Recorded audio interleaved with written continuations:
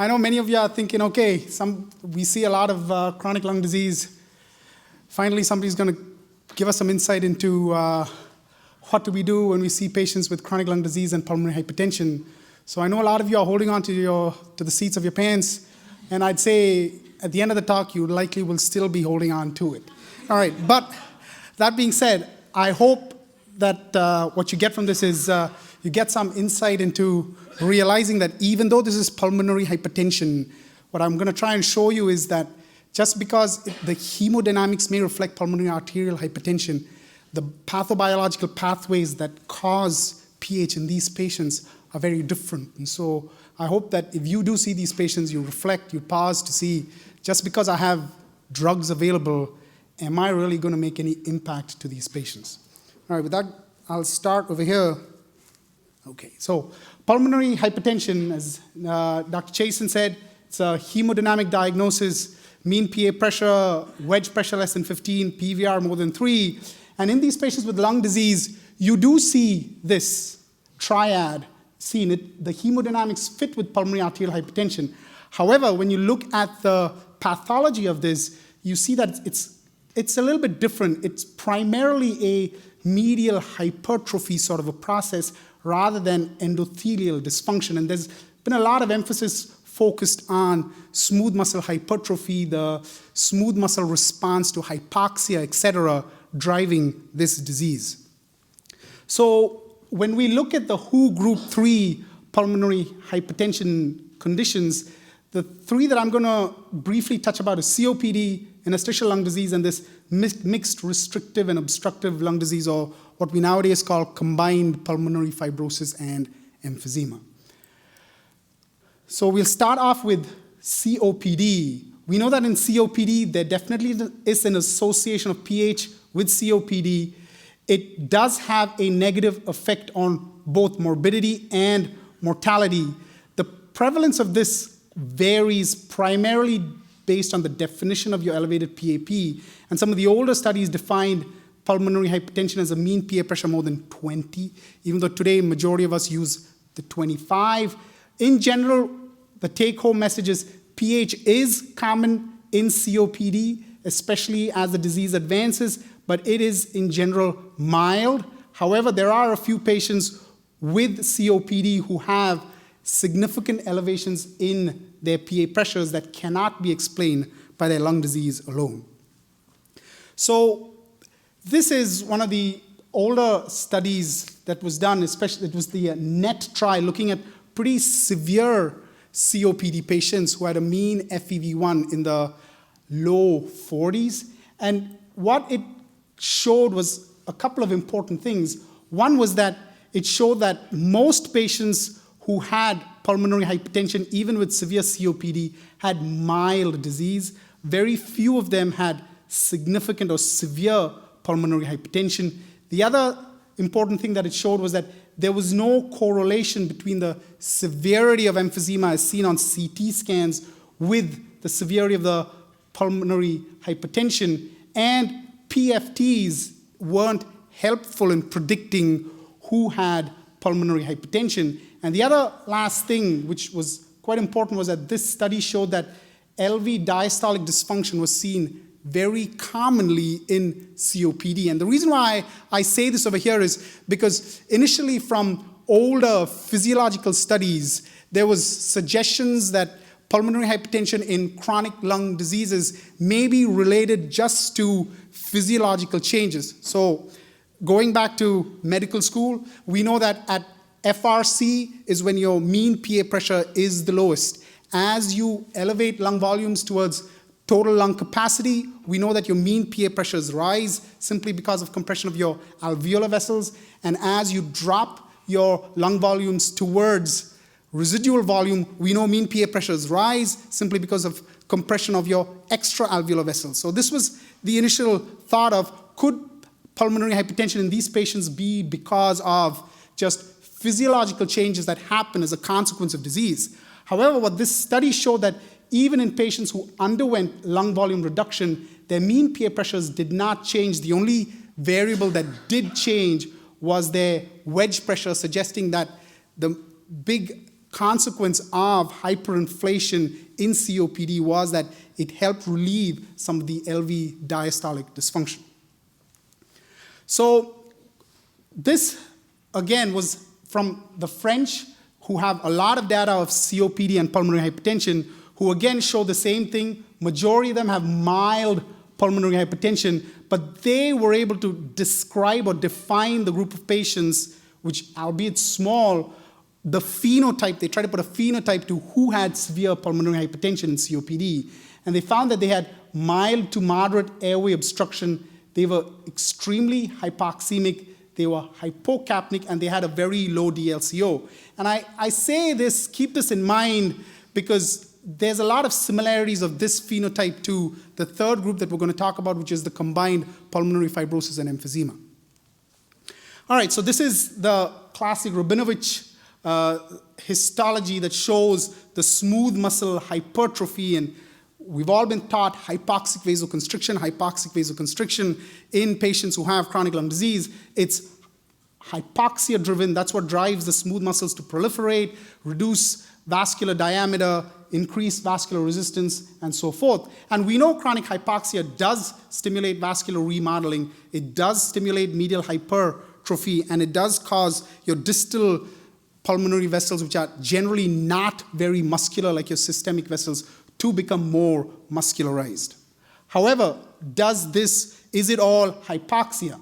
And so this was looking at before they put patients on long-term oxygen therapy, patients who had COPD, and they did a right heart cath, and they found that in patients, whether you put them on oxygen or not, all that mattered was their PA pressures that had an effect on mortality.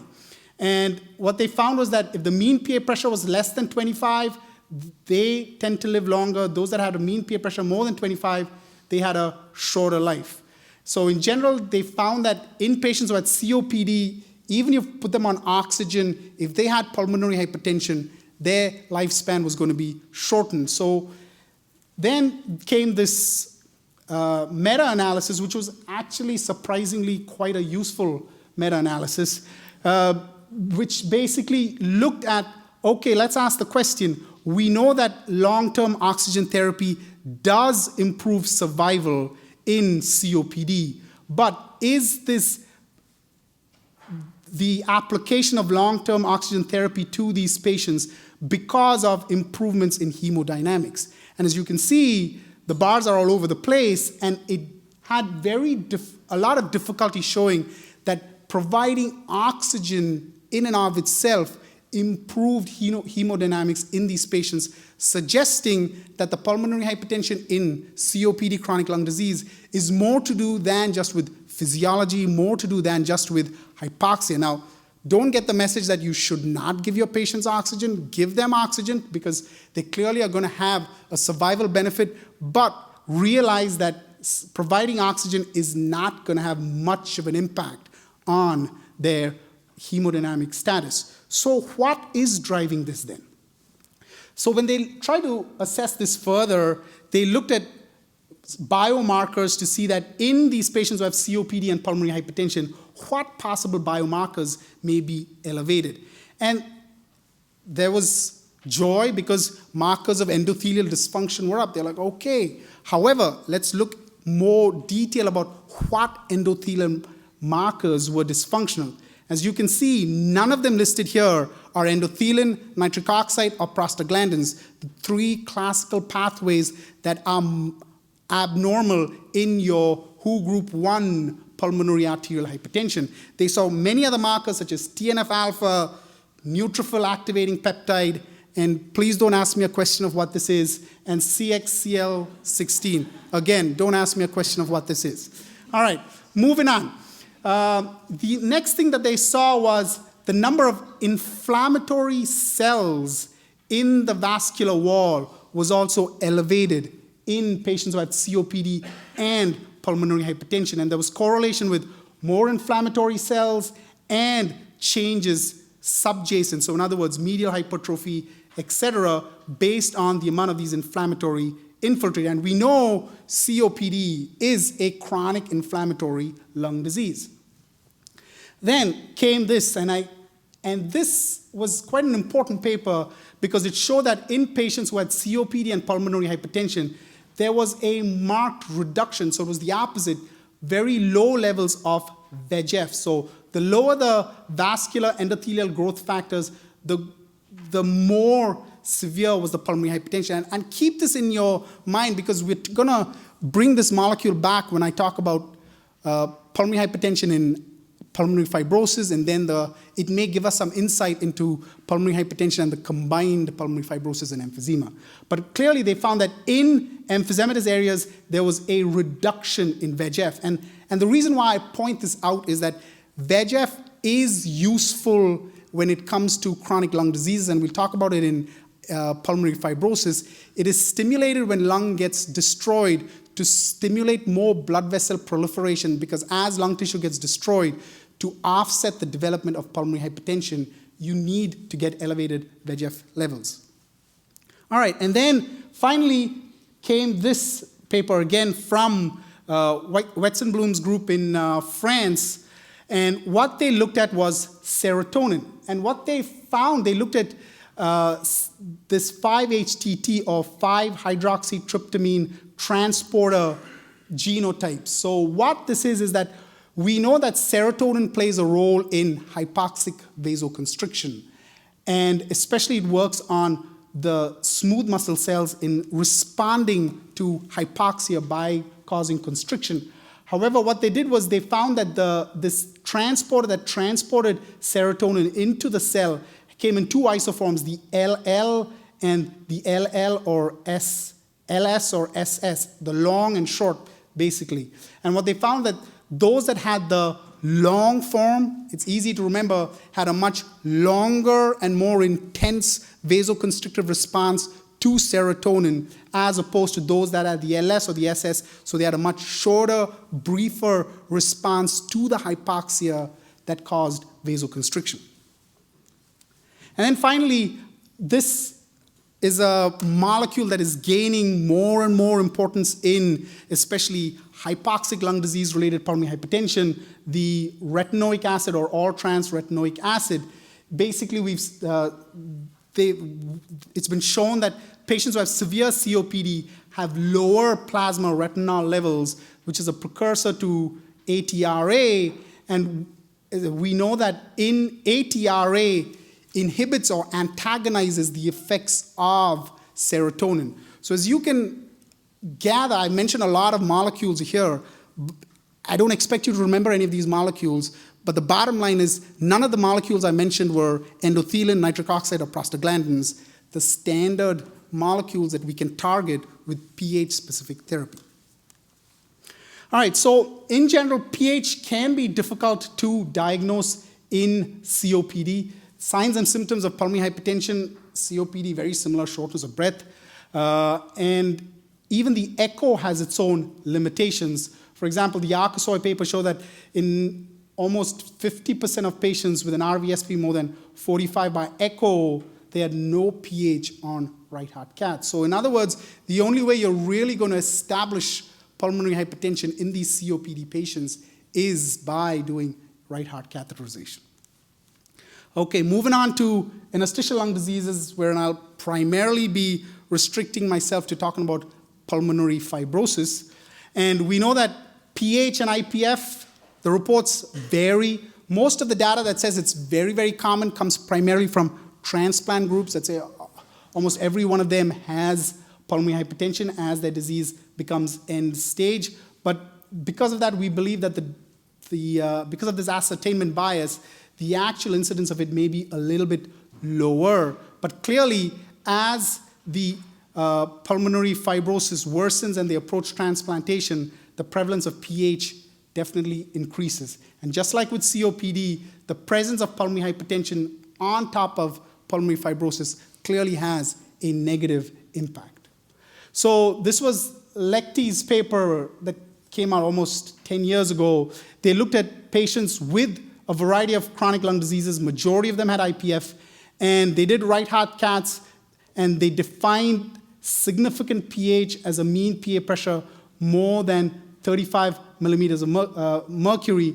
And many of these patients had quite severe lung disease, and they found that almost a third of them had very severe pulmonary hypertension. However, when we look at the Japanese data, and they looked at a group of 163 patients and used echo as a surrogate marker to define pulmonary hypertension, and they found that only 36% had pulmonary hypertension, and in this group of patients, their lung disease was less severe and their pH was also milder. So coming to the pathology over here, it's interesting about what happens to the vasculature in these fibrotic lungs, and it's been divided into two. What does the fibrotic tissue look like? What does the structurally preserved lungs look like?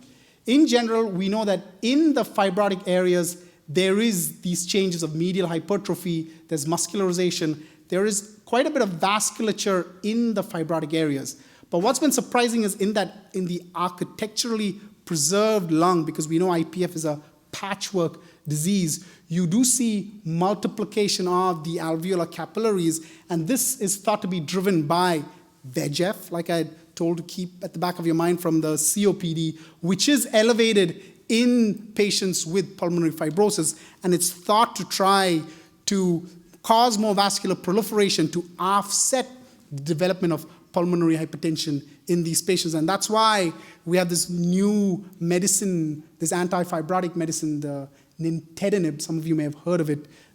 If you haven't, it's okay. I won't hold you to it. It's this newer medicine, which it is a multi-kinase inhibitor. It's a promiscuous inhibitor, but one of the molecules that it does inhibit has been VEGF for this reason, because we know that even though VEGF does cause alveolar capillary multiplication, VEGF is pro-fibrotic. So the more VEGF you have in pulmonary fibrosis is not good because it stimulates more extracellular matrix deposition. Okay, so again, just like with COPD, to diagnose pulmonary hypertension in IPF, it's not straightforward. You don't have any defining symptoms other than the presence of right heart failure. So obviously, you're going to have to go with a right heart catheterization. But what this Lettieri paper showed was that in patients who have pulmonary hypertension in the presence of IPF, those that had pulmonary hypertension had a worser outcomes. And the other important thing is, just like in COPD, patients with pulmonary hypertension, it's usually mild. It's not very, very severe. This was Hassan Nadrous. He looked at this paper when he divided the patients into the severity of their pulmonary hypertension, and obviously found that the more severe the pulmonary hypertension, the worser the outcome. So the bottom line is IPF already has a bad prognosis. If you have IPF and you give them superimposed pulmonary hypertension, it adds negatively more to their survival. This was a retrospective analysis by Steve Nathan that looked at 118 patients to look at, do PFTs help predict who can have pulmonary hypertension? Around 40% of the patients had pulmonary hypertension, but none of the markers, FVC, DLCO, the FVC-DLCO ratio that Kristen will talk about, showed absolutely no correlation, at least in IPF, to predicting the development of or the presence of pulmonary hypertension. Now, this is something our radiology colleagues use a lot, and they say that you can predict in patients who have fibrotic lung disease that if the mean diameter of the pulmonary artery at the level of the aorta is more than 3 centimeters, the patient has pulmonary hypertension. And even today, many of our radiologists will quote presence of pulmonary hypertension, purely based on this. And this is all based on the Wisconsin paper that was published in 1998. And then Zisman from UCLA looked at, okay, that was by echo, it was suggestive. How about by right heart cath? And they found that if you have a mean PA diameter more than 30 millimeters, there was absolutely no correlation between that value and the development of pulmonary hypertension. And so finally, the only real thing, at least in IPF, has been echo. Echo does predict or suggest pulmonary hypertension when the RVSP was more than 40. But again, like Dr. Chasen had mentioned, at the end of the day, echo is suggestive. To prove this diagnosis, you need right heart catheterization. And finally, a few words on diastolic dysfunction in patients with pulmonary fibrosis. We thought that diastolic dysfunction was mainly common in patients who had COPD, but here we've seen that even in patients who had just plain old idiopathic pulmonary fibrosis, there is a significant proportion of patients who have LV diastolic dysfunction as well. Now, we don't know what's driving this. Many of them are older, many of them have smoked, so is it additional risk factors for cardiovascular disease, or is it, just like we've seen in COPD, physiological changes as a consequence of the disease that modifies left ventricular mechanics? We don't know. And then the final group, which is combined pulmonary fibrosis and emphysema. Now, this is a distinct syndrome. They have upper lobe emphysema, lower lobe fibrosis. It's mainly in smokers, and we're starting to see even IPF, primarily smokers tend to get it. COPD, we know smokers tend to get it. Severe dyspnea, just like Chawat had described, these patients tend to have near normal spirometry, severely reduced diffusion capacity, and the characteristic CT findings. But these patients tend to get severe pulmonary hypertension. So the only group of chronic lung disease patients that have very severe pulmonary hypertension and can die from the pulmonary hypertension as opposed to their lung disease has been mainly these combined pulmonary fibrosis and emphysema patients who have very severe RV dysfunction, very severely elevated pulmonary pressures.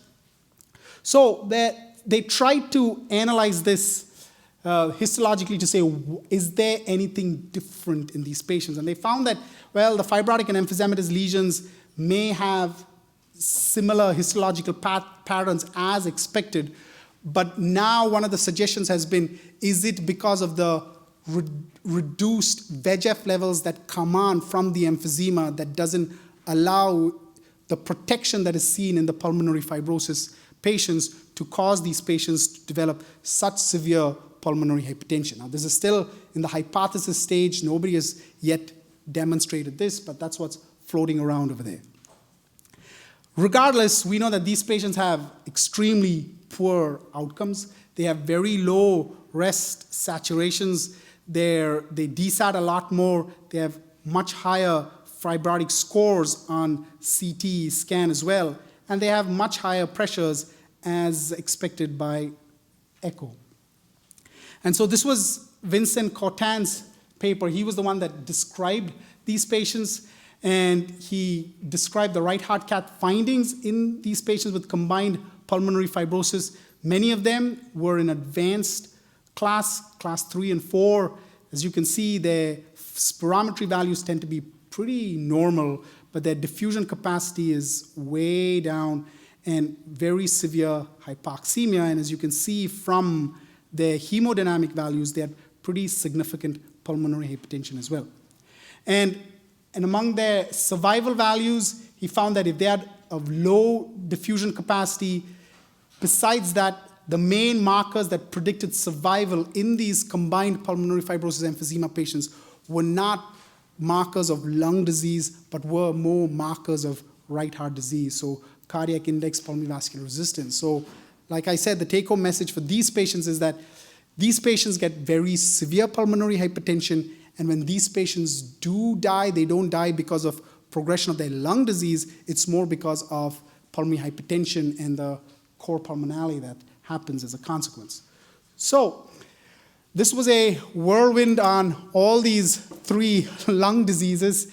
And like I had said, these patients have pulmonary arterial hypertension, but you never got the impression that any of the markers, the endothelin pathways, nitric oxide, prostaglandin pathways, are in any way aberrant in these patients with chronic lung disease. And we're starting to see that there are other molecular pathways, VEGF, serotonin, retinoic acid receptor that seem to be aberrant in these patients. So the only plea I say is when you do see these patients is pause, reflect. I know we have medicines available, but are these medicines really going to have an impact when they don't have any pathobiological consequence? And especially what I didn't talk about is many of these medicines can be detrimental by modifying VQ mismatching or VQ matching in these patients. So the only treatment I would say you tell your patients is do not smoke. That's it. All right. Thank you very much.